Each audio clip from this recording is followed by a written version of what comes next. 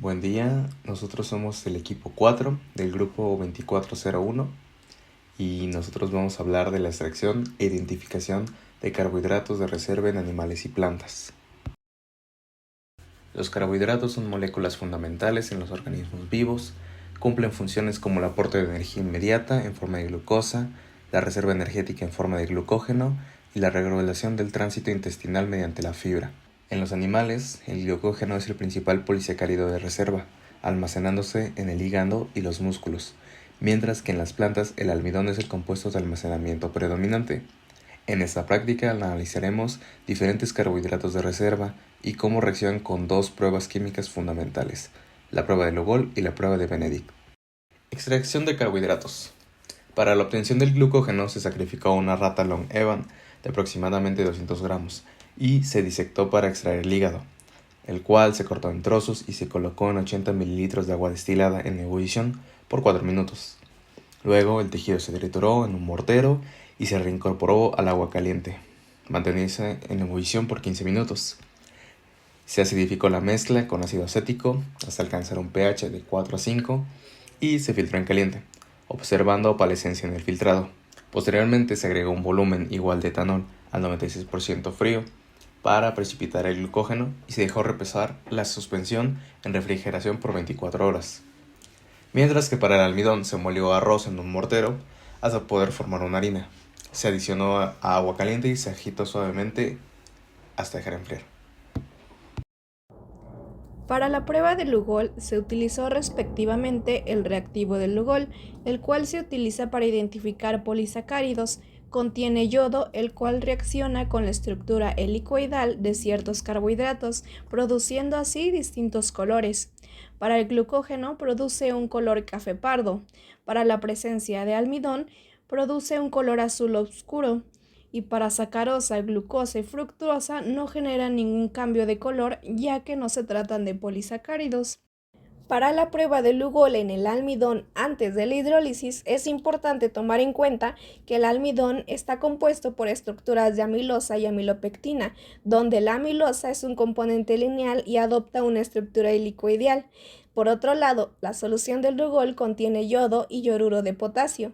El yoduro de potasio ayuda a solubilizar el yodo en agua, formando iones triyoduro. Estos iones se van a insertar en la hélice de la amilosa, creando el complejo coloreado que se observa.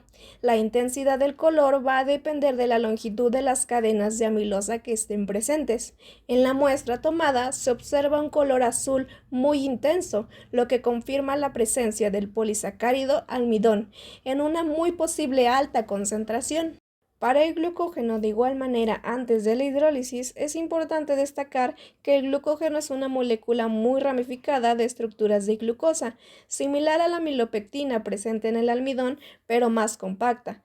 Debido a su estructura, el glucógeno no forma el mismo complejo de inclusión, ya que en lugar de formar complejos dentro de las hélices, el yodo va a interactuar principalmente con las ramas externas del glucógeno. Esta interacción es más superficial y menos estable. La reacción va a producir una coloración rojo-marrón, caoba o incluso un tono púrpura rojizo.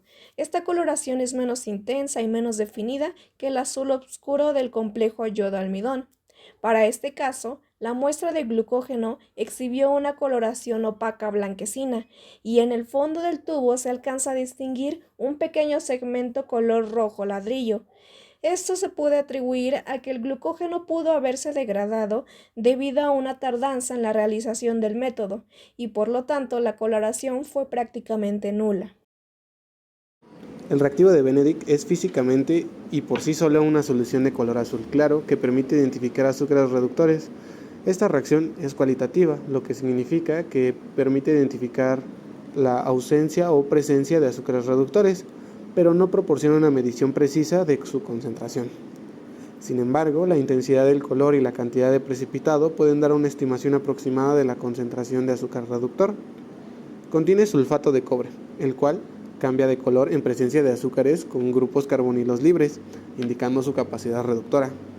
Además, este reactivo contiene citrato de sodio, el cual actúa como un agente complejante, ya que sin el citrato de sodio, los iones cúpricos cobre 2+, reaccionarían con los iones hidróxido para formar hidróxido cúprico. que es un precipitado insoluble, donde si llegase a formar la solución, se volvería turbia y no se podría apreciar el cambio del color que indica la presencia de azúcares reductores. Finalmente, esta prueba debe realizarse en medio básico, ya que en medio ácido los azúcares reductores, especialmente las aldosas, pueden sufrir reacciones de degradación o isomeración que alterarían su capacidad para reducir los iones cúpricos. La reacción de Benedict es una reacción redox, donde los azúcares reductores se oxidan y los cúpricos se reducen. El medio básico favorece a esta reacción redox al facilitar la transferencia de electrones entre los azúcares reductores y los iones cúpricos. Aquí podemos ver cómo se muestra el antes y el después de la hidrólisis en el glucógeno, el almidón y la sacarosa, además de la glucosa y la fructosa, el cual da un color naranja intenso.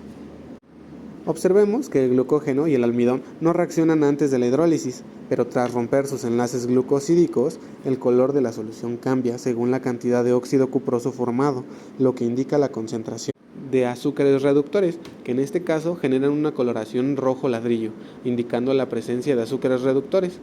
La glucosa y la fructosa, al ser azúcares reductores, reaccionan directamente con Benedict, y mientras que la sacarosa, un disacárido no reductor, no observamos un cambio de color, a pesar de ponerlo al calor. Los polisacáridos como el almidón y el glucógeno no son reductores en su estado nativo porque sus grupos carbonilos están involucrados en enlaces glucosídicos. Sin embargo, tras la hidrólisis, estos enlaces se rompen liberando glucosa y otros monosacáridos capaces de reducir el reactivo de Benedict. La interacción entre el yodo y la estructura helicoidal del almidón produce el color azul oscuro en la prueba de Lugol, mientras que en el glucógeno su estructura ramificada da lugar a una coloración café pardo. Al hidrolizar estos compuestos, la estructura se destruye y la prueba de Lugol se vuelve negativa. Las pruebas de Lugol y Benedict nos permiten diferenciar entre distintos tipos de carbohidratos. Los polisacáridos de reserva como el almidón y el glucógeno reaccionan con Lugol, pero solo tras su hidrólisis muestran una reacción positiva con Benedict. Los azúcares reductores como la glucosa y la fructosa reaccionan directamente con Benedict, mientras que la sacarosa no lo hace, a menos que se hidrolice primero. Con esto concluimos la identificación de carbohidratos mediante pruebas químicas. Gracias por su atención.